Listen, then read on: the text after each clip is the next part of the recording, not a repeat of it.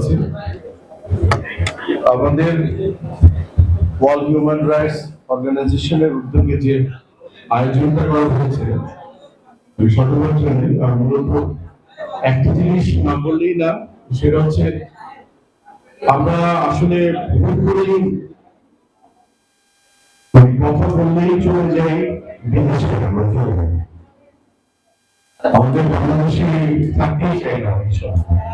কারণ ইরানে কি হচ্ছে, ইরান কি হচ্ছে, ওগুলি কি হচ্ছে, আমাদের এত নিজের ঘরে এত প্রবলেম যে ওদিকে তাকানো আমাদের কোনো দুঃসাহস কিন্তু করার দরকার নেই। আমি মনে করি আমাদের এখানে অনেক প্রবলেমগুলি আছে, এই প্রবলেমগুলি কাছাকাছি প্রায় 2 কোটি মানুষের প্রয়োজন পড়ে। মানে ন্যাচারালি যে আমাদের হিউম্যান রাইটসে আমরা কথা বলি, অনেক সময় অনেক বড় বড় কথা বলি আমরা, কিন্তু কোনো কাজ করতে চাই না। একটা জিনিস আমি বলতে চাই, আমার এখানে অনেক জানাশোনা মানুষ আর যারা যারা আছে এবং আমার বন্ধু বন্ধু আছে, যে মানে কি ক্যামেরা না থাকলে কাজই করতে চায় না। ক্যামেরা থাকতে হবে, সাংবাদিক থাকতে হবে, তারপরে এই কাজ করতে হবে। এই মানসিকতাটা আমাদের কর্মকর্তা করতে হবে, আল্লাহ সুবহানাহু ওয়া তাআলা জানেন।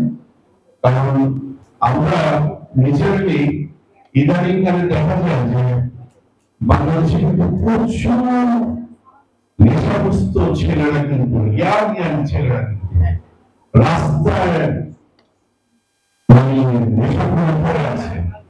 আমি গুলশানে আমার অফিস একটি আগে 30 থেকে 35 বছরের একটা ছেলে হবে।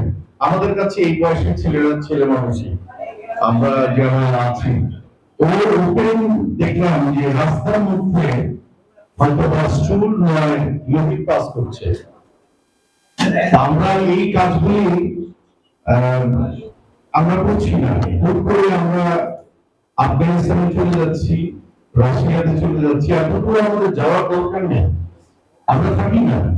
আমরা আমার জায়গাটা কোথায়, এই মুহূর্তে কোথায় আছি, এই মুহূর্তে আমি ঠিক প্রেস ক্লাবের এই জোনটা দিয়ে আছি, রাইট? আমার বাসা এখানে, আমার বসবাস এখানে। আপনি এই বসবাসের জায়গাটি ক্লিন করেন না, আপনি বরিশাল কেন যাবেন, নোয়াখালী কেন যাবেন? প্রচার করার জন্য, আমার পেজ প্রচার করার জন্য।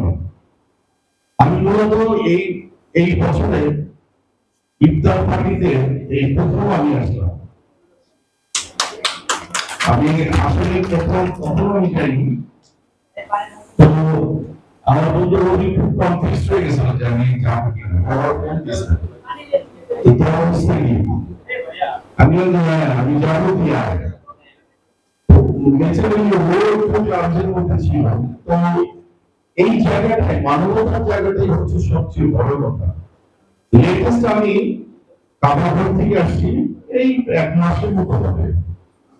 সেখানে দেখেন মানবতার কোন জায়গাতে অবস্থা হচ্ছে। আপনি হাজার হাজার কোটি টাকার মালিক, আপনি সেলিব্রিটি, আপনি শাহরুখ খান কিংবা মানে রবি চৌধুরী কিংবা ওমর সানি, কোনো সময় নেই। তাদেরকে পানি দিচ্ছে, বাচ্চাদেরকে গ্রোন আপ করাচ্ছে, ছোট ছোট বাচ্চাদেরকে শিখাচ্ছে। আমাদের কিন্তু আমরা খুব নাম করার ছোট, কিন্তু আমরা নাম করার ছোট, আর রোজা আসতে হয়েছে আমরা টাকা। এই যে আমাদের অবক্ষয়, এই অবক্ষয়কে দূর করতে পারি না, কখন করে যাব? আমাদের দীর্ঘদিনের একটি মানবাধিকার লঙ্ঘনের পর থেকে 5ই আগস্টে এবং যে ধরনের আল্লাহ সুবহানাহু ওয়া তাআলা চাইছেন বিধায় একটি মুক্ত আকাশ আমরা দেখতে পাচ্ছি। এই মুক্ত আকাশে আর মূলত কিছুক্ষণ সময় কিছু আলোকেতে আমরা বিশেষভাবে আলোকিত হচ্ছি আমাদের তারেক রহমান সাহেবকে দেখি। তার নেতৃত্বে আমি মনে করি একদিন ইনশাআল্লাহ আমি যদি বেঁচে থাকি, এটুকু বলতে পারি তারেক রহমানের নেতৃত্বে বাংলাদেশ যেভাবে এগোবে আমি আশাবাদী। আমরা তো সিনিয়র সিটিজেন হয়ে যাচ্ছি মূলত। তো আমি হয়তো দেখবো যে মানব অধিকার থেকে শুরু করে অনেক সেক্টরগুলি ভালো, যে কাজগুলি একটা সময় গিয়ে আমার ছিল ভাবতে সে মুসলিম এই ওয়ার্ল্ড ইকোনমিক ক্রাইসিস যে হলো, ওয়ার্ল্ড ক্রাইসিস যে হলো, ওইটার কারণে বাংলাদেশে আসলো।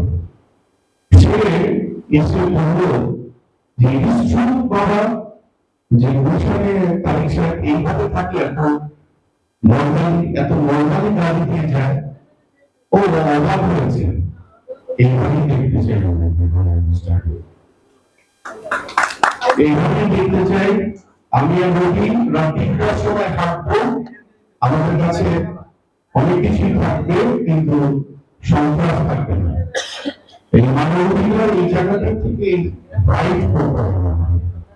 সবাই ভালো থাকবেন, অল দ্য বেস্ট। এবং এই অর্গানাইজেশন আমাদের চোখের মনে যেন হয়ে থাকেন এবং এই মাধ্যমটার মাধ্যমে মানবতা এবং ধর্ম। আর আমি যখন আলহামদুলিল্লাহ আল্লাহ আমাকে নবীর উম্মত করে পাঠিয়েছে, এর চেয়ে বড় আমার পৃথিবীটা চাওয়া নেই। সবাই এবং কেপে খাস আর সুন্দর একটা বাংলাদেশ দেখতে চাই।